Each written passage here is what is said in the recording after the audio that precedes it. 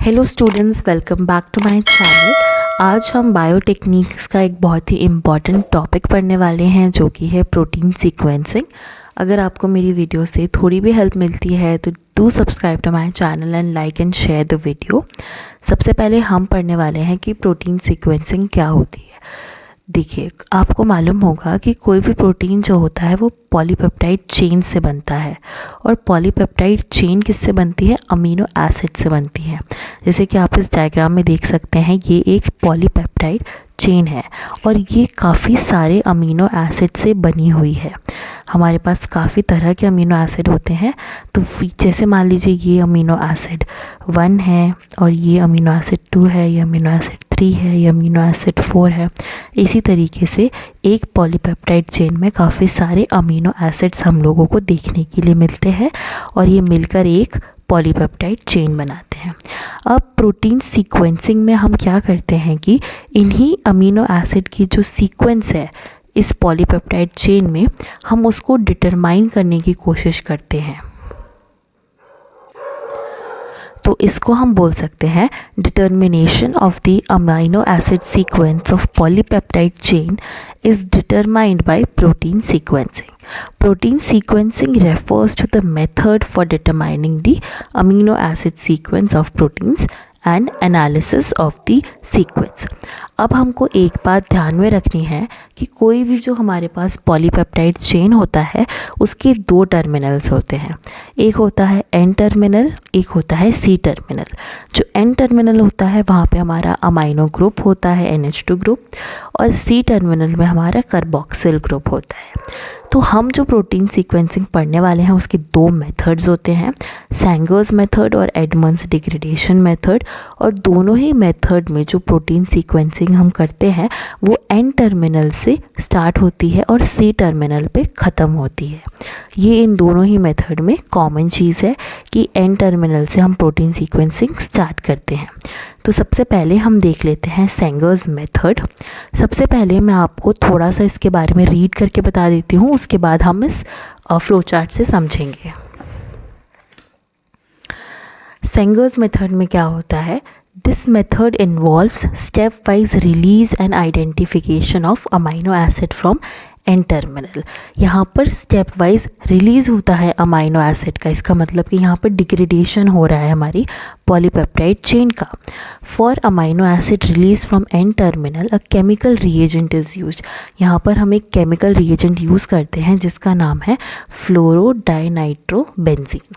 फ्लोरोडाइनाइट्रोबेंजीन जो होता है वो एन टर्मिनल पे, यानी कि NH2 या फिर अमाइनो ग्रुप बोलते हैं उसको, वहाँ पर वो प्रोड्यूस करता है डाइनाइट्रोफिनॉल, जिसको हम DNP बोलते हैं, dinitrophenol derivative of amino acid बोलते हैं, जो कि रिलीज़ हो जाती है पॉलीपेप्टाइड चेन से, और उसके बाद ये येलो कलर प्रोड्यूस करती है। अब जो DNP प्रोड्यूस होता है उसको हम कंपेयर करते हैं कंट्रोल से, और फिर क्रोमेटोग्राफी करके हम आइडेंटिफाई करते हैं।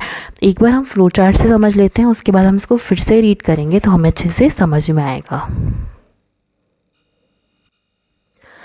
तो जैसे कि हम देख सकते हैं, जस्ट आप इमेजिन कीजिए कि ये हमारी एक पूरी पॉलीपेप्टाइड चेन है, और ये अमीनो एसिड 1 है, ये अमीनो एसिड 2 है, अमीनो एसिड 3, 4, 5। ये हमारा एन टर्मिनल है और ये हमारा सी टर्मिनल है। तो अब ये अमीनो एसिड्स जो हैं ये जुड़ते किससे हैं? ये पेप्टाइड बॉन्ड से जुड़े हुए होते हैं आपस में। अब हम क्या करेंगे, ये जो हमारी पूरी पॉलीपेप्टाइड चेन है इसमें हम फ्लोरोडाइनाइट्रोबेंजीन डाल देंगे। तो आपको क्या याद रखना है कि सैंगर्स मेथड में फ्लोरोडाइनाइट्रोबेंजीन को हम एज अ रिएजेंट यूज़ करते हैं। इसको डालने के बाद क्या होगा कि एन टर्मिनल पे ये अमाइनो एसिड 1 के साथ मिलके क्या फॉर्म करेगा? डाइनाइट्रोफिनॉल फॉर्म करेगा, DNP फॉर्म करेगा, और उसके बाद हम इसकी क्रोमेटोग्राफी करा देंगे। अब हमको यहाँ पर ये बात समझनी है कि क्रोमेटोग्राफी में क्या होता है कि जो भी हमारा हम डालते हैं अपना कोई भी प्रोडक्ट, तो जैसे कि यहाँ पर हम डाइनाइट्रोफिनॉल प्रोडक्ट जो डेरिवेटिव ऑफ अमाइनो एसिड है उसको डालेंगे तो वो एक पर्टिकुलर डिस्टेंस ट्रैवल करेगा। तो अब हर अमाइनो एसिड का मॉलिक्यूलर वेट अलग होता है, तो हम ये समझ जाएंगे उन्होंने कितना डिस्टेंस ट्रैवल किया है इससे कि वो कौन सा अमाइनो एसिड हो सकता है।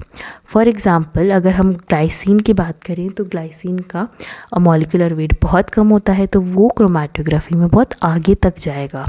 लेकिन ऐसे में अगर हम कोई हैवी मॉलिक्यूलर वेट वाला अमाइनो एसिड लें तो वो बहुत कम डिस्टेंस ट्रैवल कर पाएगा। तो उस अमाइनो एसिड ने कितना डिस्टेंस ट्रैवल करा उससे हम फाइंड आउट कर सकते हैं कि ये कौन सा अमाइनो एसिड हो सकता है। अब जब हमने यहाँ पर अमाइनो एसिड 1 को पता कर लिया क्रोमैटोग्राफी में कि ये कौन सा अमाइनो एसिड है, उसके बाद क्या होगा कि ये प्रोटीन सीक्वेंस मिलेगी हमको। अब हमारे एन टर्मिनल के पास होगा अमाइनो एसिड 2, तो हम इसके साथ भी यही करेंगे। इसके साथ भी हम फ्लोरोडाइनाइट्रोबेंजीन डालेंगे और अब हमारा डाइनाइट्रोफिनॉल फॉर्म होगा अमाइनो एसिड 2 का। उसके बाद हम इसकी भी क्रोमैटोग्राफी करेंगे, फिर हमको अपना अमाइनो एसिड 2 पता चल जाएगा। सिमिलरली अब एन टर्मिनल हमारा अमाइनो एसिड 3 के पास आ जाएगा, तो हम इसकी भी क्रोमैटोग्राफी करके पता लगा सकते हैं कि ये कौन सा अमाइनो एसिड हो सकता है। अब हम रीड करते हैं इसके पॉइंट्स। तो जैसे मैंने बताया, this method involve step wise release, यानी कि जैसे हमने देखा पहला अमाइनो एसिड 1 का पता चलता है हमको, फिर 2 का, ऐसे ऐसे करके हम पूरे अमाइनो एसिड का पता लगाते हैं। और हमने रिएजेंट यूज़ करा है फ्लोरोडाइनाइट्रोबेंजीन। फ्लोरोडाइनाइट्रोबेंजीन NH2 के साथ इंटरेक्ट करता है और प्रोड्यूस करता है dinitrophenol derivative of amino acid, जो कि रिलीज़ हो जाता है पॉलीपेप्टाइड चेन से। इसीलिए हम बोलते हैं कि ये डिग्रेडेशन का मेथड है, इसमें हमारा पॉलीपेप्टाइड डिग्रेड हो रहा है। अब जो रिलीज डाइनाइट्रोफिनॉल डेरिवेटिव है ये येलो कलर प्रोड्यूस करता है, और उसके बाद जो मैंने बताया कि हम उसको क्रोमैटोग्राफी में रन करा के पता लगाएंगे कि ये कौन सा अमाइनो एसिड है। अब हम इस प्रोसेस को रिपीट करते रहेंगे with amino acid 2, amino acid 3, amino acid 4 and amino acid 5. So that's how we can find the sequence of amino acids in a polypeptide chain using Sanger's method. अब अगर आपको Sanger's मेथड समझ आया है तो जो दूसरा मेथड है एडमंड डिग्रेडेशन मेथड, ये भी आपको इजीली समझ आ जाएगा, क्योंकि इसमें सारी चीज़ ऑलमोस्ट सेम होती हैं Sanger's मेथड के। डिफरेंस क्या होता है, यहाँ पर डिफरेंस होता है केमिकल रिएजेंट का। यहाँ पर जो केमिकल रिएजेंट हम यूज़ करते हैं वो अलग होता है।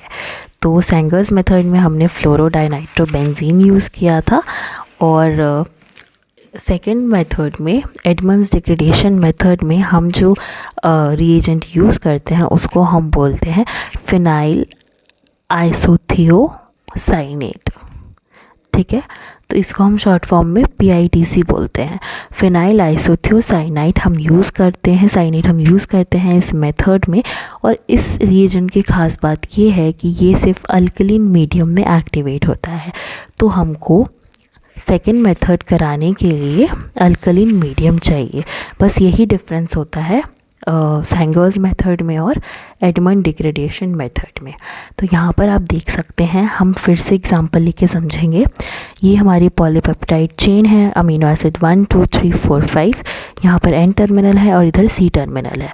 अब हम क्या करेंगे, इस पूरी पॉलीपेप्टाइड चेन में हम PITC डालेंगे अल्कलीन मीडियम में।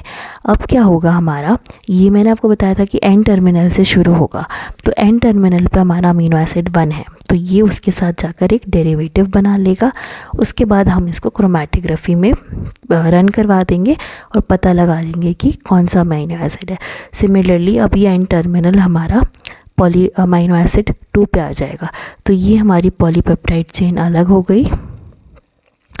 अब जो हमारा N टर्मिनल अमीनो एसिड 2 के पास आया, अब हम फिर से इसमें अपना PITC डालेंगे और फिर से हमारा डेरिवेटिव फॉर्म होगा अमीनो एसिड 2 का।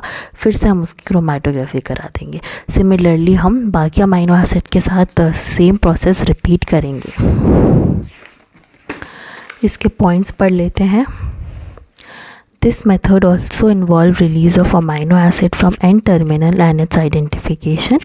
N टर्मिनल से स्टार्ट होता है और C टर्मिनल पे जाता है। Reagent used to release amino acid in stepwise manner is phenyl isothiocyanate which gets activated in alkaline medium only. तो Release derivative of amino acid is sent for chromatography. Similarly, all amino acids are identified step by step through chromatography. तो बस यहाँ पर reagent का फ़र्क है और alkaline medium का फ़र्क है, बाकी हमारा सेंगर्स मेथड और एडमंड डिग्रेडेशन मेथड में कुछ ख़ास फ़र्क है नहीं। तो ये दोनों मेथड थे हमारी प्रोटीन सीक्वेंसिंग के। आई होप आपको ये मेथड समझ आए होंगे। अगर थोड़ा भी डाउट हो तो आप मुझे कमेंट सेक्शन में पूछ सकते हैं।